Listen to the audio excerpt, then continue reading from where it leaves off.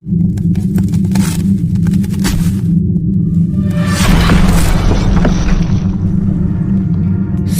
টাইমে আড্ডা.com YouTube channel মানে গল্প শোনার আসল ঠিকানা।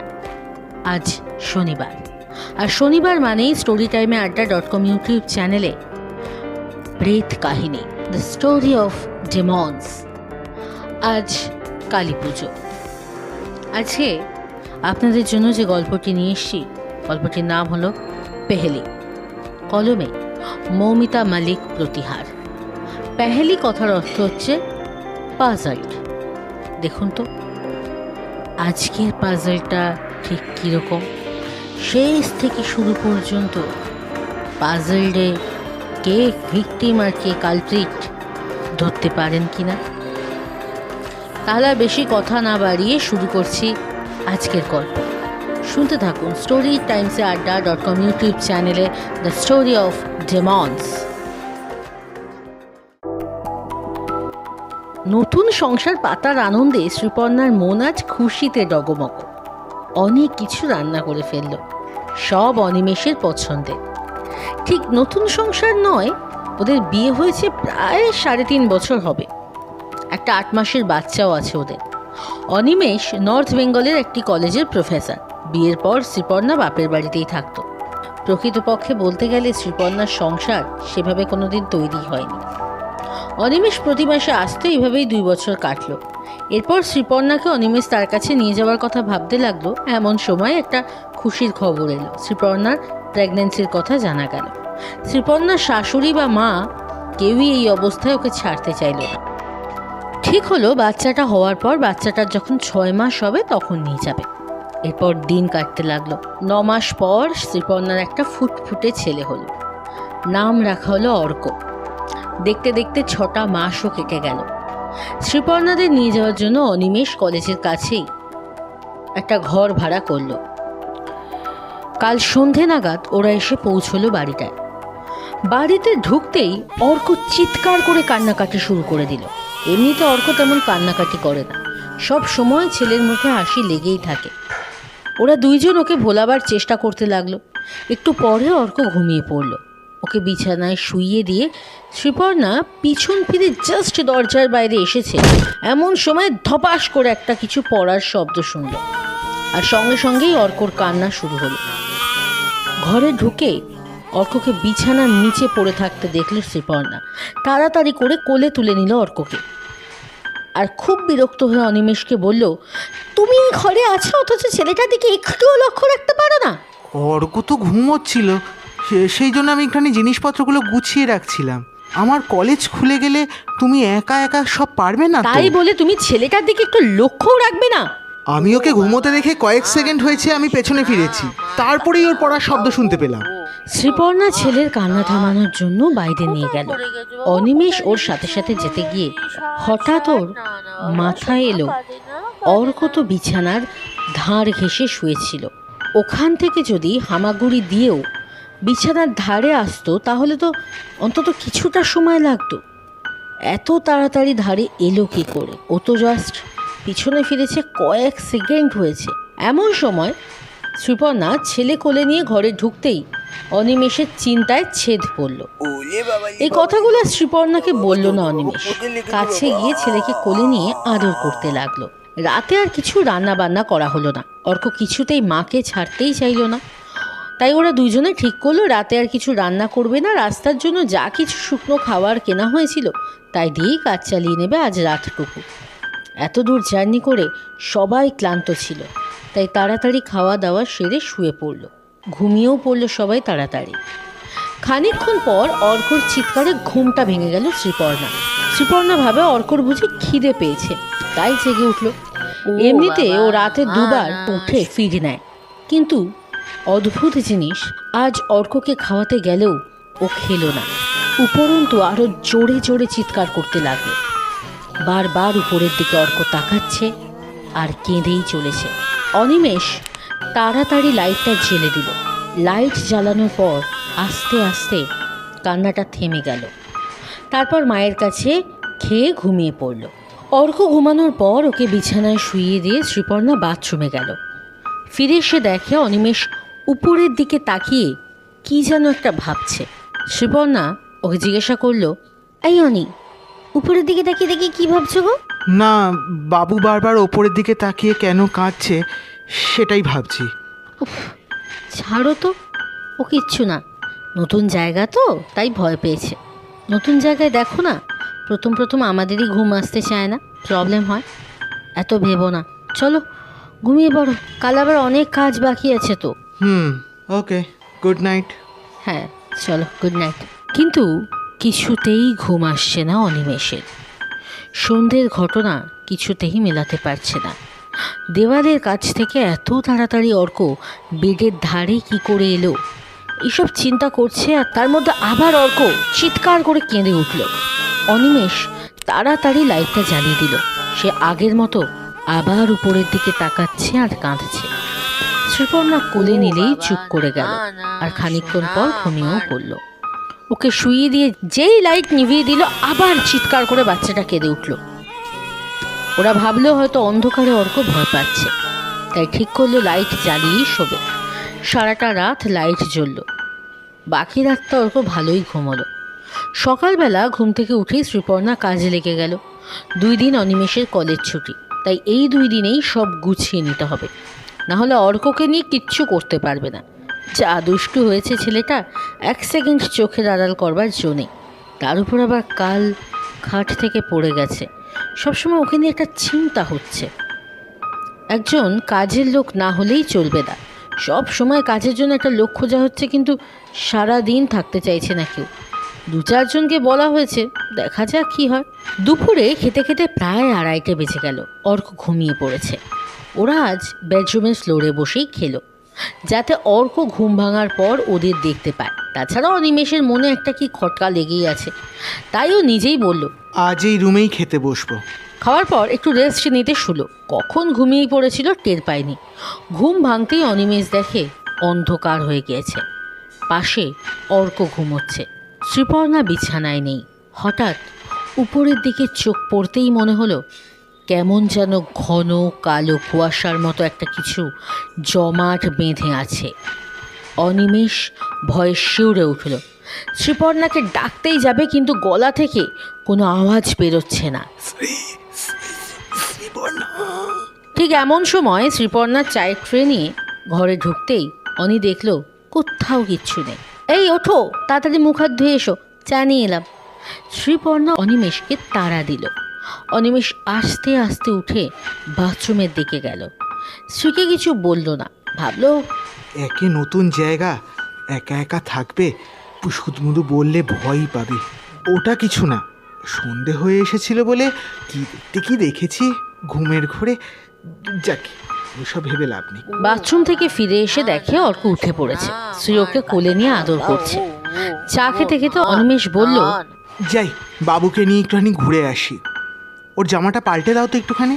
এই সন্ধেবেলায় কোথায় নিয়ে যাবে? আরে বেশি দূরে নয়, এই সামনেই নিয়ে যাব, এই পার্কে। বাইরে বাচ্চারা খেলছে, ওর দেখলে ভালো লাগবে। ঠিক আছে, যাও, কিন্তু বেশিক্ষণ থাকবে না কিন্তু। অনিমেষ অর্ককে নিয়ে বেরিয়ে গেল।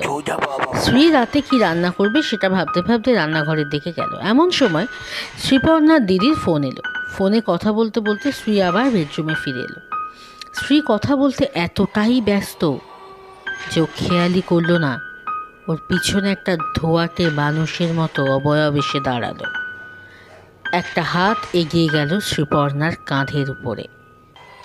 কাঁধে হাত দেওয়ার সাথে সাথেই অবয়বটা ছিটকে গিয়ে হাওয়ায় মিশে গেল।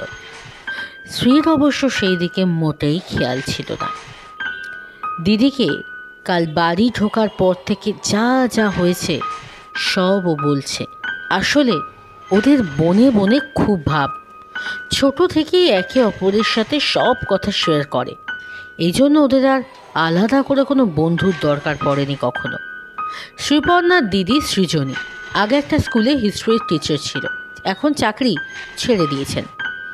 ওর ছোট থেকেই প্যারানর্মাল সাবজেক্টের উপর ভীষণ কিউরিওসিটি। এই সাবজেক্ট নিয়েও অনেক পড়াশুনো করেছে, এখন ও তাই করছে। চাকরির জন্য অসুবিধা হচ্ছিল বলে হঠাৎ একদিন চাকরি ছেড়ে দিল।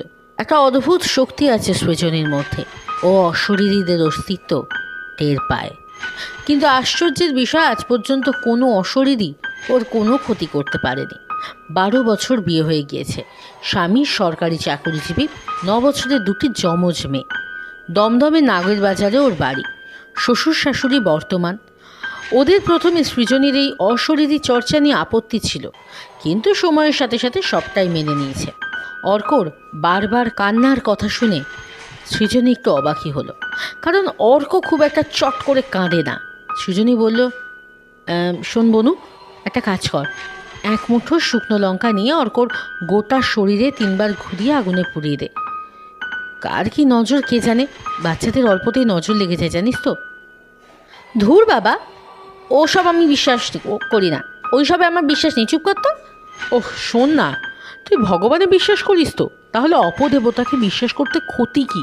অত শত জানি না বাবা, আমি শুধু জানি আমি কারোর ক্ষতি করিনি, আর কেউ আমার ক্ষতি করতে পারবে না। না রে, নজর লাগা আছে। ধর কেউ খারাপ ইন্টেনশন নিয়ে তোর কোনো ক্ষতির কথা ভাবলো, দেখবি কিছু না কিছু তোর সংসারে অশান্তি হবেই, অনেক কিছু ক্ষতি হতে পারে।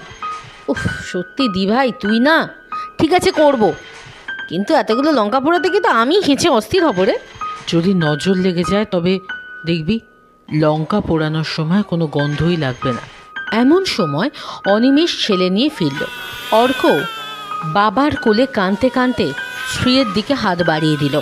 শ্রীপর্ণা দিদিকে বলল, এই শোন দি ভাই, ঠিক আছে এখন রাখছি, ঠিক আছে, পরে কথা বলবো।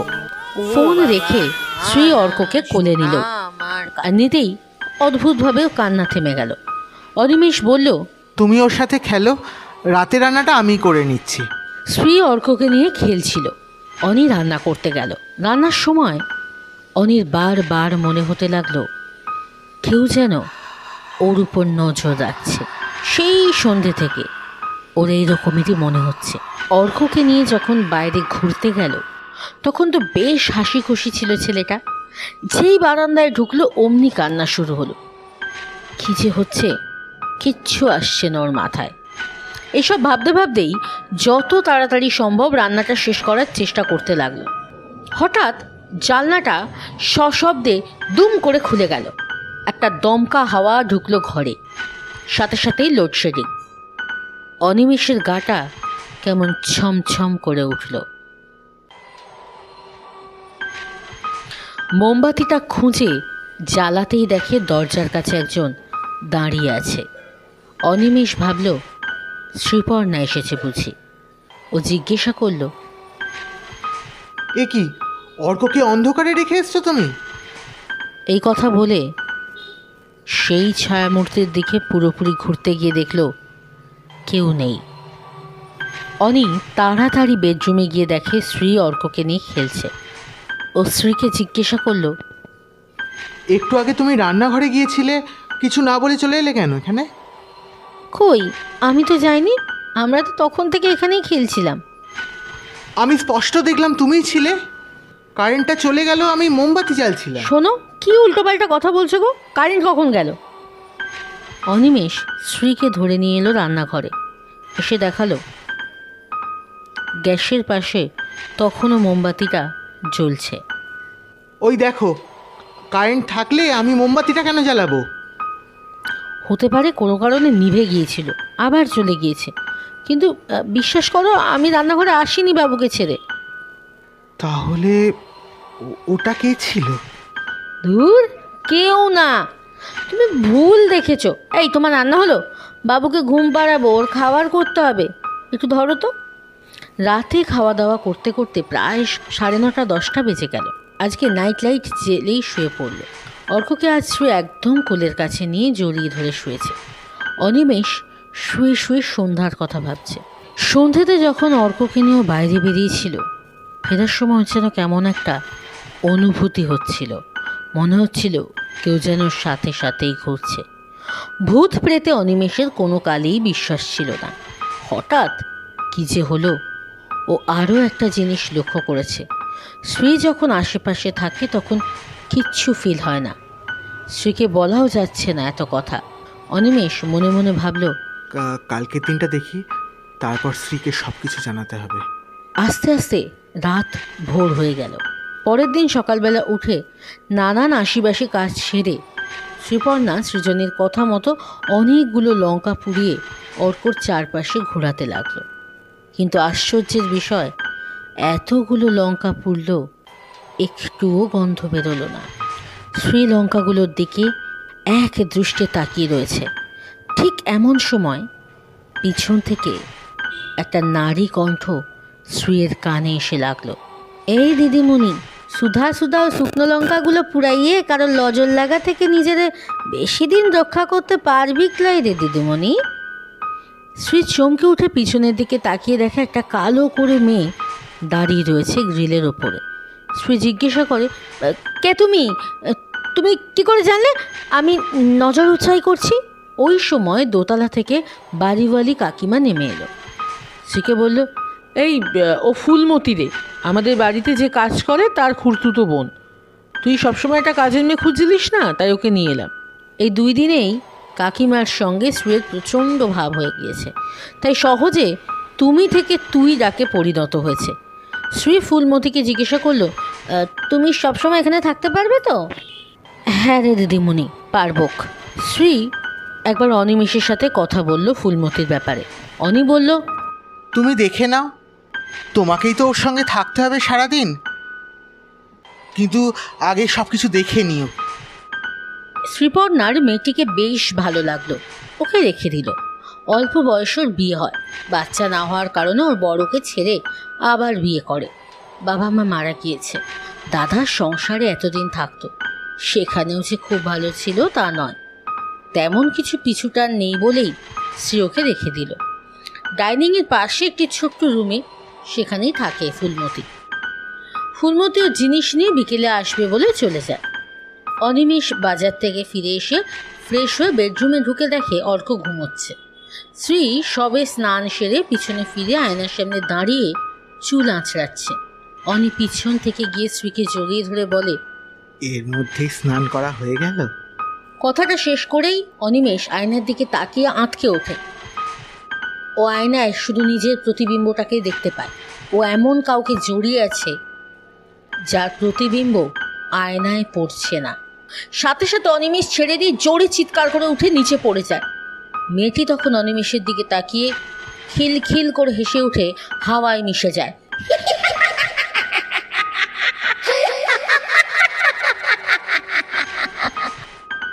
এক ঝলক মেয়েটাকে দেখেছিল, মুখটা দেখতে পায়নি, চুল দিয়ে মুখটা পুরো ঢাকা। চিৎকার শুনে পাশের রুম থেকে শ্রী ছুটে এলো। এসে দেখলো অনিমেষ নিচে বসে ঠক ঠক করে ভয়ে কাঁপছে। কি হলো তোমার অনি? অনি! শ্রীয়ের ডাকে অনেকক্ষণ বাদে অনি নর্মাল হলো। তারপর আস্তে আস্তে ওই বাড়িতে ঢোকার পর থেকে ওর সাথে যা যা হয়েছে বলতে লাগলো। সব কথা শুনে শ্রী একেবারে অবিশ্বাস করতে পারল না। সেই সকাল থেকে ওর মনেও একটা খটকা লেগেই আছে। তারপরে ফুলমতি কী সব বলছিল। বিকেলের আগেই ফুলমতি এসে হাজির হলো। ওকে সব কাজ বুঝিয়ে দিয়ে শ্রী দিদিকে ফোন করল। সৃজনী সব কথা শুনে বলল, আচ্ছা ভালো করে ভেবে বলতো, তোদের বাড়ি থেকে কেউ এসেছিল? না তো দিভাই, কেউ তো আসেনি আমরা এখানে আসার পর থেকে। আচ্ছা ঠিক আছে, তুই এক কাজ কর, তোদের সব জিনিসপত্রগুলো ভালো করে খুঁজে দেখ তো কিছু আছে কি না। কোনো রকমের চুল, হাড় বা মাছের কাটা জাতীয় কোনো জিনিস পাস নাকি? পেলে আমাকে জানাতে দেরি করিস না কিন্তু। এই কথা বলে সৃজনী ফোনটা কেটে দিল। অর্কর সাথে ফুলমতির বেশ ভাব জমে গিয়েছে। ও এখন ফুলমতির কোলে দিব্যি রয়েছে। আগের মতো ওর হাসি খুশি মেজাজ তাও ফিরে এসেছে। একদিক দিয়ে অনেকটা নিশ্চিন্ত হলো শ্রী, কিন্তু নিয়তি ওর জন্য অন্য কিছুই হয়তো ভেবে দেখেছিল। বিকেল থেকে অনিমেষের ধুম জ্বর, জ্বরের ঘোরে কী সব বিড়বিড় করে বলে চলেছে। এটা ছেড়ে দাও, ছেড়ে দাও। কে তুমি? তুমি কে? ছেড়ে দাও, ছেড়ে দাও। উপরে কাকিমাকে দিয়ে পাশের একজন ডাক্তারকে ডেকে এনেছিল। ডাক্তারবাবু ওষুধ দিয়ে গিয়েছেন, বলেছেন সিজন চেঞ্জের জন্য জ্বর এসেছে। সারা রাত জেগে জলপট্টি দিয়েছে। একবার জ্বর কমলে আবার জ্বর বাড়ছে। ভোরের দিকে একটু ঘুমিয়ে পড়েছিল শ্রী। হঠাৎ একটা খুট করে আওয়াজ হতে ঘুম ভেঙে গেল। ঘুম থেকে উঠে দেখছে অনিমেষ দরজা খুলে বেরিয়ে যাচ্ছে। শ্রী তাড়াতাড়ি ওর কাছে এসে বলে, কোথায় যাবে? বাথরুমে? চলো আমি নিয়ে যাই। হাতটা যেই ধরেছে অনিমেষ এক ঝটকায় হাতটা সরিয়ে নিল। এত জোরে হাতটা সরালো যে শ্রী পড়তে পড়তে বেঁচে গেল। তাও জ্বর গায়ে ওকে একা একা যেতে দেওয়াটা ঠিক মনে হলো না ওর। তাই আবার যেই ধরলো এক ধাক্কায় শ্রীকে ফেলে দিয়ে আবার হিসে গলায় বলল, কি ভেবেছিস তুই? তোর স্বামী ছেলেকে আগলে রাখতে পারবি না। দুজনকে আমি নিয়ে যাব। এই কথা বলেই গ্রিলের চাবি খুলতে লাগলো। শ্রী বুঝতে পারলো না কি হচ্ছে। সে তাও কোনো রকমে উঠে ওকে ধরতে গেল, আবার ওকে এক ধাক্কায় ফেলে দিল। এবার শ্রী গিয়ে পড়লো ফুলমতির গায়ে। কখন যে ফুলমতি উঠে এসেছে তাও টের পায়নি। হঠাৎ ফুলমতি ঘরে ঢুকে কি একটা নিয়ে অনিমেষের গায়ে ছিটিয়ে দিল। সাথে সাথে অনিমেষ চাবিটা ফেলে নিচে পড়ে গেল। মাথাটা পড়ার আগেই শ্রী ওকে ধরে নিল। এরপর দুজনে মিলে অনিমেষকে ধরাধরি করে বিছানায় শুইয়ে দিল। গা তখন জ্বরে পুড়ে যাচ্ছে। টানা 5 দিন অনিমেষ এইভাবে পড়ে রইল। এক তো নতুন জায়গা, কিচ্ছু চেনে না, তার উপর এই রকম বিপত্তি। অনিমেষের কলেজের কেউ দেখতে এলো। একদিন শ্রী ফুলমতিকে অনিমেষের কাছে বসিয়ে ডাক্তারের চেম্বারে যাওয়ার জন্য তৈরি হচ্ছিল। ফুলমতি স্ত্রীকে বলল, দিদিমণি, তুই আমার সাথে মাধব ভট্টাচার্যের কাছে চল। এসব ডাক্তার বদ্যি ফদ্দি দাদাবাবুর কিছু করতে পারবে ক্লাই। দাদাবাবুর উপর কেউ জাদু টোনা করেছে। আমি প্রথম দিন টের পেয়েছি রে। এইদিকে নিচু সম্প্রদায়ের মানুষরা সাধারণত তুই বলে সম্বোধন করে থাকে। ডাক্তার কিছু পারবে না মানে? কি উল্টোপাল্টা বকছো ফুলমতি? ঠিক বলছি, দাদাবাবুর উপর কেউ জাদু টোনা করেছে। সেদিন রাত্রিতে দেখলি না দাদাবাবুর গায়ে গঙ্গা জল ছিটাইলাম, অমনি কেমন সে পালায়ে গেল। ওসব কিচ্ছু হয় না ফুলমতি, ওসব কুসংস্কার। তাহলে সেদিন তুই লঙ্কা পুড়াইতেছিলিস কেন রে? লজর উত্তরায় করছিলিস কেনে? তোরও তো বিশ্বাস আছে নিশ্চয়ই রে। সে আর কিচ্ছু বলতে পারল না। এই কয়দিনে ওর মনেও হতে লেগেছিল এইসব কিছু স্বাভাবিক নয়। কোথাও কিছু একটা খিঁচ তো আছে, যেটা ও ধরতে পারছে না। দিদির কথা মতো গোটা বাড়ি খুঁজেও কিচ্ছু পায়নি। শ্রী শেষ পর্যন্ত ফুলমতির সাথে যেতেই রাজি হলো। দুপুরে খাওয়া দাওয়ার পর উপরের কাকিমাকে একটু অনিমেষের কাছে বসিয়ে ওরা 3 জন বেরিয়ে গেল। টোটো এসে দাঁড়ালো একটা মন্দিরের সামনে। উত্তরাধিকারী সূত্রে মাধব ভট্টাচার্য এই কালী মন্দিরের পুরোহিত। নিত্য সেবার সাথে সাথে ভূত প্রেত কালা জাদু এই সমস্ত সমস্যায় কেউ পড়লে তাদেরকে সাহায্য করে। সবাই বিশ্বাস করে মাধব ভট্টাচার্য ভূত ভবিষ্যৎ সব দেখতে পান। দুপুরের দিকে মন্দিরটা খালি ছিল। ওরা মন্দিরে ঢুকতেই মাধব ভট্টাচার্য বললেন, তোর সাথে মায়ের আশীর্বাদ আছে রে মা, চিন্তা করছিস কেন? ফুলমণির কথায় শ্রীপর্ণা গেল মাধব ভট্টাচার্যের কাছে। আসার পর থেকেই ওদের জীবনে ঘটে চলেছে নানান অদ্ভুতুরে ঘটনা। অনিমেষের এখন ধুম জ্বর, অর্ক কিছুটা ভালো আছে। মাধব ভট্টাচার্য বললেন তার কাছে মায়ের আশীর্বাদ আছে। বাকি ঘটনা তারপরে কি ঘটল, মাধব ভট্টাচার্য কি কোনো সুরাহা করতে পারল? সব কিছু জানতে শুনতে হবে পেহেলির 2য় অংশ, ঠিক এই সময় এই চ্যানেলে কালকে। তাহলে ততক্ষণের জন্য তো একটু ধৈর্য ধরতেই হবে। আর আপনারা যে ধৈর্য ধরবেন, আমাদের পাশে থাকবেন, এ আমাদের আশা আছে। তাহলে আজ এই পর্যন্ত। কালী পুজো ভালো মতো এনজয় করুন, সুস্থ থাকুন, সাবধানে থাকুন আর শুনতে থাকুন storytimeradda.com ইউটিউব চ্যানেল।